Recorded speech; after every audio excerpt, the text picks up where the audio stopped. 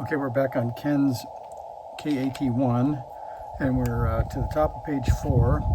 And if you read left to right, you can see gray, red, black, 82. So that's our 82 microhenry RFC1 that's installed. And then we have ceramic resonator Z1. That's that guy that looks like a cap, but it says 4 megahertz on it. So that's that ceramic resonator. And it says do not overheat. You can cause the resonant frequency to change. Then we have the LM358, and they come a little bit kind of splayed out, so we're going to roll that on the edge of the bench, or on the flat surface of the bench, to make those pins straight up and down.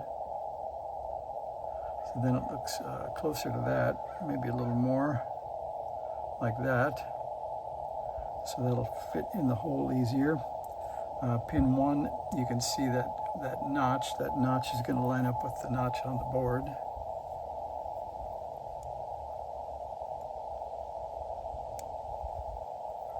And that fits. So we'll solder that first, since it requires hanging on with the little finger and soldering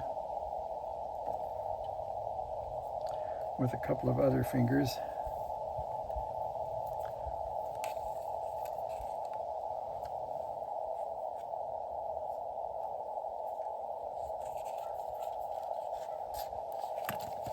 Well, I thought it did. I can hang on with my little finger and solder a pin or two. Let's try that.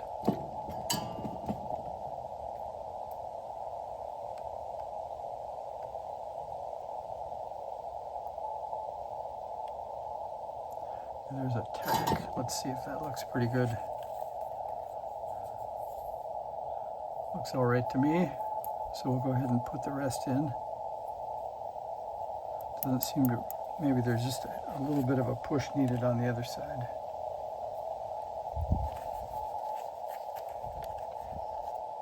Or maybe I can just lean it right there.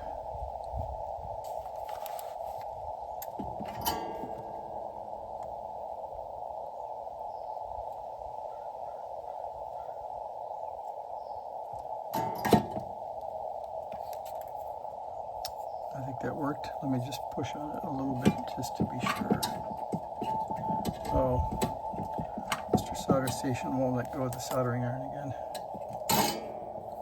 Got it.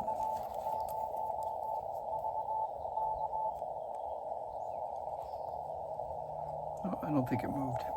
So I think we're in good shape to go with the rest.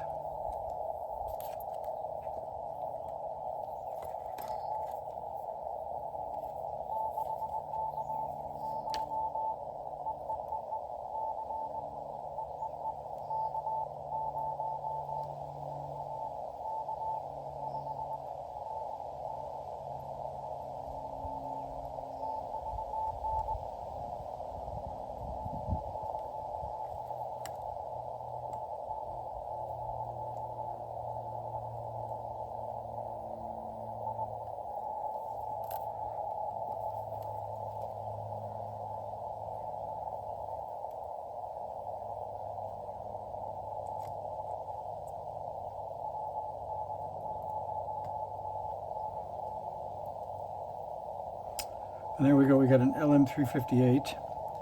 Now we can come down here and hit RFC1.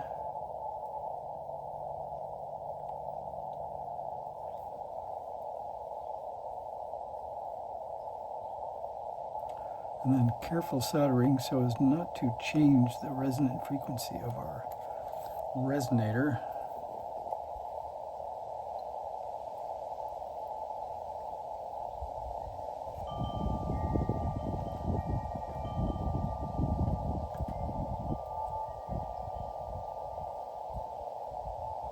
I think we made it.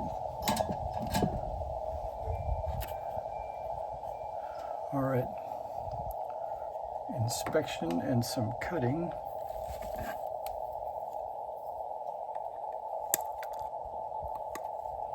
Okay, there's RFC1, and there's our resonator.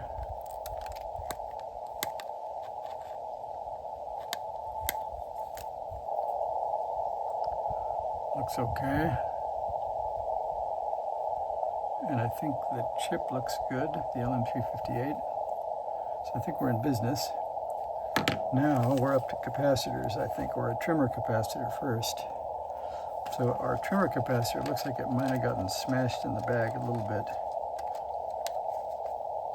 And it is called C9. Let's tip it over this way. So you can see C9 is here, and C9 looks a little flatter than it should, so hopefully we can bend that up and not have any breakage.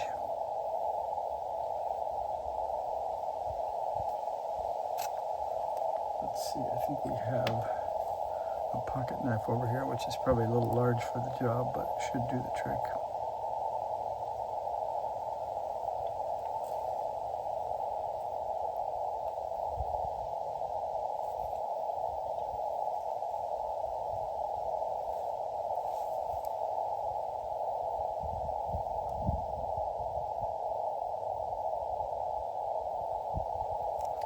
I think that's about right. Let's see what fits. Now again, let's see. The flat side of C9 should be oriented to the left. So I guess with the numbers readable, we'll put that to the left. And this time, I think the silk screen looks more like a flat side, so I think I'll agree with him. But I think I'll use the needle nose.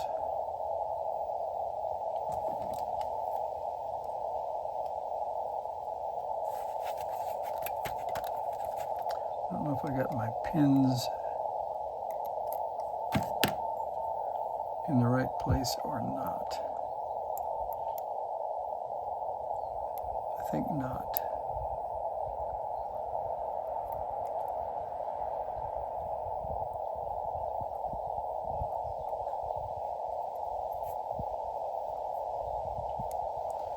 Nope, I think we need to flatten that out a little bit.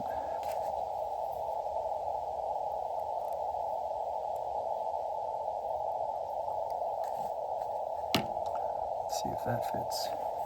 I don't want to bend them too much, or we might end up with one lead.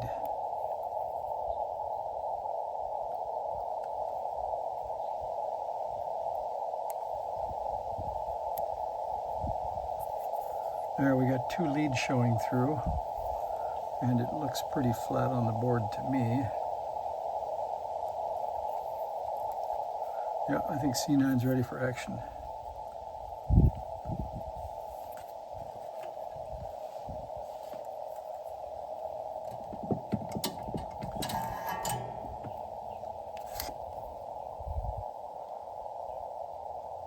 And then, what if it works?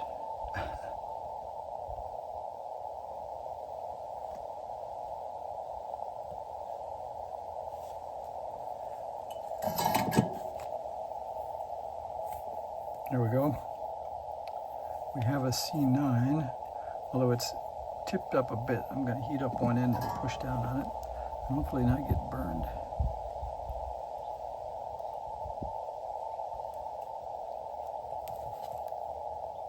It's still up just a hair.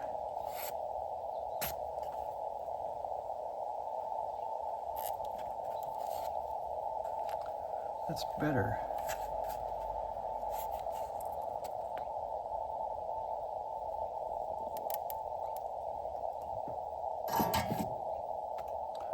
Okay, I think we're down on the board. We're down on the board enough anyway. Okay.